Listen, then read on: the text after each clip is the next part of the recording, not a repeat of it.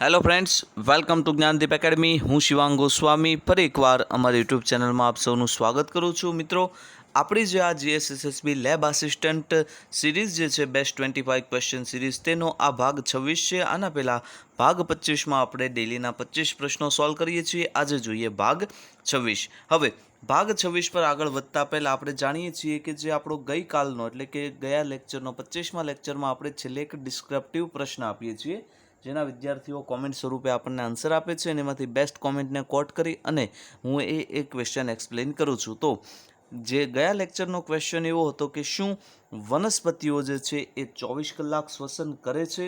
આ એક અગત્યનો પ્રશ્ન છે અને જો તમારો જવાબ હા હોય તો પણ રીઝન દેવાનું, ના હોય તો પણ રીઝન દેવાનું. તો હવે આપણે જોઈએ એનો જવાબ. તો આ એક સ્ટુડન્ટની કોમેન્ટ છે કે હા, જવાબ જે છે એ શ્વસન 24 કલાક કરે છે. હવે શ્વસન જે છે ને, પહેલાં તો એના 2-3 મતલબ થાય. પહેલાં આ તમને સમજાવી દઉં, પછી મારો મુદ્દો રજૂ કરું કે નોર્મલી વિદ્યાર્થીઓ તેમજ દરેક ટેક્સ્ટબુકોની વાત કરીએ, તમામ જગ્યાએ જવાબ સાચો ગણાય છે. તો વનસ્પતિ 24 કલાક શ્વસન કરે છે. દિવસ દરમિયાન વનસ્પતિ વાતાવરણમાંથી કાર્બન ડાયોક્સાઇડ લે છે અને ઓક્સિજન જે છે એ મુક્ત કરે છે અને સાથે સાથે બનાવે છે શુગર, જેને આપણે કહીએ છીએ ગ્લુકોઝ, અને એ કોઈ પણ ફોર્મની અંદર હોઈ શકે. હવે શુગર વનસ્પતિને શક્તિ પૂરી પાડે છે અને O2 શ્વસનમાં વપરાય છે, અને રાત્રિ દરમિયાન વનસ્પતિ ડાયરેક્ટ વાતાવરણમાંથી O2 લે છે અને શ્વસનની ક્રિયા કરે છે અને કાર્બન ડાયોક્સાઇડ વાયુ રિલીઝ કરે છે. હવે જો આપણે આ વસ્તુ જોઈએ તો આમ આપણને માનવામાં આવી જાય કે નહીં, સાચી વાત છે. પરંતુ હવે મુખ્ય વસ્તુ એ થાય કે આપણે શ્વસન કહીએ કોને? બરોબર છે, આ પરીક્ષાના દ્રષ્ટિકોણથી અગત્યનું નથી, પરંતુ તમારી રીતે વિચારજો કે આપણે શ્વસન કોને કહીએ. તો શ્વસનની એક ડેફિનેશન જો જોવા જઈએ, હ્યુમન્સ માટેની ડેફિનેશન, તો એ એવી હતી કે જે ખોરાક જે છે એ તૂટવો, ટૂંકમાં ખોરાક તૂટવાની ક્રિયાને આપણે કોષની અંદર જે બને છે એને આપણે શું કહીએ છીએ? શ્વસન. એ દ્રષ્ટિકોણથી જોઈએ તો શ્વસન માત્ર ને માત્ર ઓક્સિજનની હાજરીમાં જ થાય. તો એવું કહી શકીએ કે શ્વાસોશ્વાસ જે છે અથવા તો વાયુ વિનિમય વનસ્પતિમાં 24 કલાક થાય છે, પરંતુ શ્વસન જો જોવા જઈએ તો માત્ર રાત્રિ દરમિયાન થવું જોઈએ. પરંતુ જવાબ જે છે એ તમને જો પરીક્ષામાં ક્યાંય પૂછાય અથવા તો કોઈ પૂછે તો હા જ લખવાનું છે. પણ આ એક વસ્તુ પણ તમે વિચારજો કે શ્વસનની ડેફિનેશન શું છે. આ પ્રશ્નો જે મૂકવાથી અમારી એવી ગણતરી છે કે જે વિદ્યાર્થીઓને લેબ આસિસ્ટન્ટ માટે સિલેક્ટ થવાનું છે એની પાસે માત્ર હેતુલક્ષી પ્રશ્નો સિવાય પણ નોલેજ વ્યવસ્થિત હોવું જોઈએ, અને તમને આ વિજ્ઞાન જે છે એમાં રુચિ બન્યા રહે એ માટે આવા પ્રશ્નો આપણે મૂકીએ છીએ. હવે આ જોઈએ આજના પ્રશ્નો. તો આજનો પહેલો પ્રશ્ન છે કે રાસાયણિક લાક્ષણિકતાના આધારે દ્રવ્યના વર્ગીકરણમાં નીચેના પૈકી શું ન આવે? તો ખૂબ જ સરળ પ્રશ્ન છે. શું નહીં આવે? તો મિશ્રણ તત્વ અને સંયોજનની લાક્ષણિકતાના આધારે બનશે, પરંતુ ઘન, પ્રવાહી અને વાયુ એ તો એના સ્ટેટ ઓફ મેટર છે, એટલે અહીંયા સાચો જવાબ આવશે ડી, ઘન. બીજો પ્રશ્ન છે, તત્વના વિશે પ્રથમવાર સમજૂતી કોણે આપી હતી? તો એન્ટોનિયો લેવોઝિયર જે છે તેમણે તત્વ વિશે પ્રથમવાર સમજૂતી આપી હતી, અને તેઓને રસાયણ વિજ્ઞાનના પિતા તરીકે પણ ઓળખવામાં આવે છે. તો આ પણ તમારે યાદ રાખવાનું છે, father of chemistry. Father of chemistry તરીકે પણ તેઓને ઓળખવામાં આવે છે.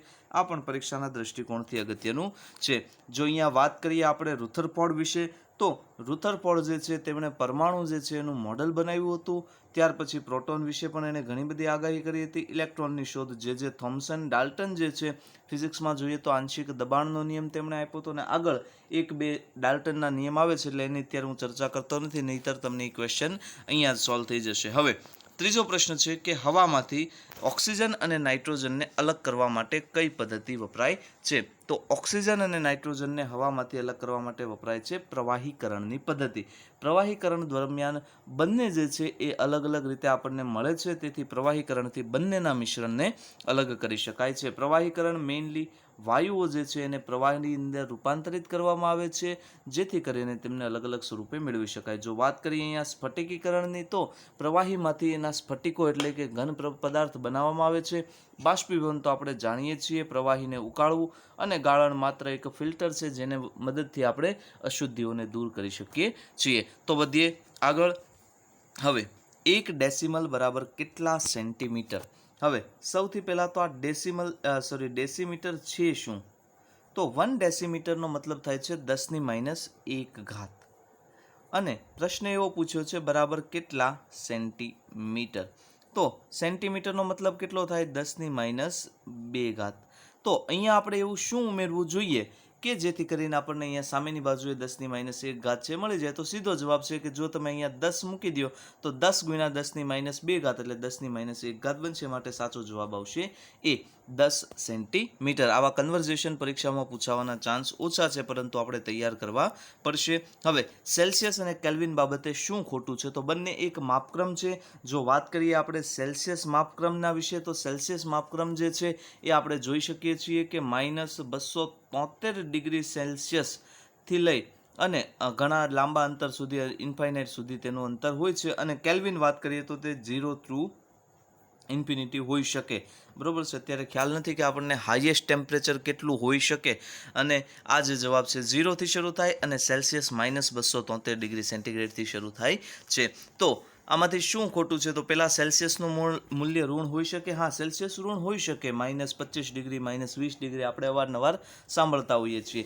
શું કેલ્વિનનું મૂલ્ય હંમેશા ધન કે 0 જ હોય? હા, કેલ્વિન ક્યારેય ઋણ હોતું નથી, કારણ કે સૌથી નીચું તાપમાન, લઘુત્તમ તાપમાન જે ઓબ્ઝર્વ થઈ શકે છે એ -273 છે. એના કરતાં નીચું તાપમાન બનશે નહીં, એટલે -273 એટલે 0 કેલ્વિન. કેલ્વિનનું મૂલ્ય ઋણ હોઈ શકે, આ વિધાન ખોટું છે. માટે આપણો જવાબ આવશે સી, કે કેલ્વિનનું મૂલ્ય ઋણ હોઈ શકે. એ વિધાન ખોટું બનશે. જોઈએ નેક્સ્ટ ક્વેશ્ચન. તો દ્રવ્ય સંચયનો નિયમ કોણે આપ્યો હતો? તો દ્રવ્ય સંચયનો નિયમ જે છે એ આપ્યો હતો વૈજ્ઞાનિક જે છે લેવોઝિયર. લેવોઝિયર દ્વારા દ્રવ્ય સંચયનો નિયમ આપવામાં આવ્યો હતો. મેઇનલી દ્રવ્ય સંચયનો નિયમ એવો આપણને કહે છે કે જો ઉર્જા અને દ્રવ્ય બંનેને જો આપણે કહીએ, એના પછી E = Δ mc² આવ્યો, આઇન્સ્ટાઈનનો નિયમ. પરંતુ દ્રવ્ય સંચયનો નિયમ જે છે એ પ્રક્રિયા જે છે એના પરમાણુય દળ જે છે એનો સંચય થાય છે. જો ઉર્જાને આપણે નેગ્લેક્ટ કરીએ તો, એટલે ઉર્જાનું ઓછું મૂલ્ય ગણીએ તો. એના પછીનો પ્રશ્ન જોઈએ તો ગુણક પ્રમાણનો નિયમ કોણે આપ્યો હતો? તો ગુણક પ્રમાણનો નિયમ આપ્યો હતો જ્હોન ડાલ્ટન દ્વારા. ઉપરાંત આંશિક દબાણનો નિયમ પણ તેમણે જ આપ્યો હતો. આ પણ તમારે યાદ રાખવાનું છે. વધીએ આગળ. તો પરમાણુ દળ માટે કોને પ્રમાણિત ગણવામાં આવે છે? તો પરમાણુય દળની વ્યાખ્યા જે છે એના અંદર કાર્બન સમસ્થાનિક જે છે C12, એના દળના 12મા ભાગને 1 AMU એટોમિક માસ યુનિટ, આ યાદ રાખજો, 1 AMU એટોમિક માસ યુનિટ. તો કાર્બનનું જે C12 સમસ્થાનિક છે આઇસોટોપ્સ, એના દળના 12મા ભાગને 1 AMU પ્રમાણિત પરમાણુય દળ ગણવામાં આવે છે. તો આ પણ તમે યાદ રાખી શકો છો. હવે એના પછીનો પ્રશ્ન છે કે દળનું કિલોગ્રામમાં મૂલ્ય પ્રમાણિત કરતો નળાકાર કઈ મિશ્ર ધાતુમાંથી બને છે? આપણને ખ્યાલ છે કે 1 kg એ સ્ટાન્ડર્ડ એક દળનું યુનિટ છે, આપણી પાસે માપ છે. તો એ એક જગ્યાએ જે ઇન્ટરનેશનલ સ્ટાન્ડર્ડ એસોસિએશન જે છે જીનીવા ખાતે, ત્યાં તેમનું મૂલ્ય જે છે એના પ્રતિકૃતિઓ હોય છે જે સૌથી સ્ટાન્ડર્ડ હોય છે, અને એ બનાવવામાં આવે છે પ્લેટિનમ અને ઇરિડિયમ આ બંનેના મિશ્ર ધાતુ તરીકે, જેથી કરીને લાંબા સમય સુધી એનું મૂલ્ય જરાય બદલાતું નથી. તો પ્લેટિનમ અને ઇરિડિયમનું જે છે એ પ્રમાણિત અથવા તો સ્ટાન્ડર્ડ્સ બનાવવામાં આવે છે. હવે શેના સંદર્ભમાં ડાલ્ટનના નિયમની મહત્તા રહેતી નથી? તો ડાલ્ટને શું કીધું હતું? પહેલાં તો એના વિશે વાત કરીએ, પરમાણુ વિશે. તો ડાલ્ટને એવું કીધું હતું કે પરમાણુ જે છે એ અવિભાજ્ય છે. પરમાણુ અવિભાજ્ય છે એનો મતલબ શું? કે પરમાણુથી કોઈ નાનું નથી, એટલે પરમાણુના ભાગ પડતા નથી. હવે આપણે જાણીએ છીએ કે આ વસ્તુ ખોટી છે, પરંતુ જો પરમાણુ અવિભાજ્ય હોય તો ત્યાં સમસ્થાનિકોનો પ્રશ્ન જ ન આવે. સમસ્થાનિકો એટલે શું? કે પરમાણુ ક્રમાંક સમાન પરંતુ પરમાણુ દળાંક અલગ. બીજા શબ્દોમાં કહીએ તો પ્રોટોન ન્યુટ્રોનની સંખ્યા સમાન પરંતુ ઇલેક્ટ્રોનની સંખ્યા તેનાથી જુદી હોય. આવું કઈ રીતે બને? પ્રોટોન ઇલેક્ટ્રોનની સંખ્યા સમાન પરંતુ ન્યુટ્રોનની સંખ્યા જુદી હોય. આવું કઈ રીતે બને?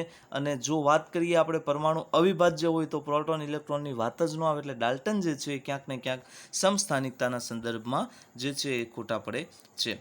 કક્ષામાં રહેલા ઇલેક્ટ્રોનની ઉર્જા બાબતે ઓછાથી વધુ તરફ ગોઠવો. તો કક્ષાઓ જે છે, સૌથી પહેલી કક્ષાને આપણે કહીએ છીએ K, પછી L, M અને L. તો આ યાદ જ રાખવાનું છે, K, L, M, N. તો એ વિકલ્પ સાચો જવાબ બનશે. 12મા પ્રશ્ન વિશે વાત કરીએ તો S કક્ષામાં કેટલા ઇલેક્ટ્રોનને સમાવી શકાય? તો S કક્ષા જે છે એના અંદર 2 ઇલેક્ટ્રોન. કક્ષાઓ તમને જાણતા જ હશો, SPDF.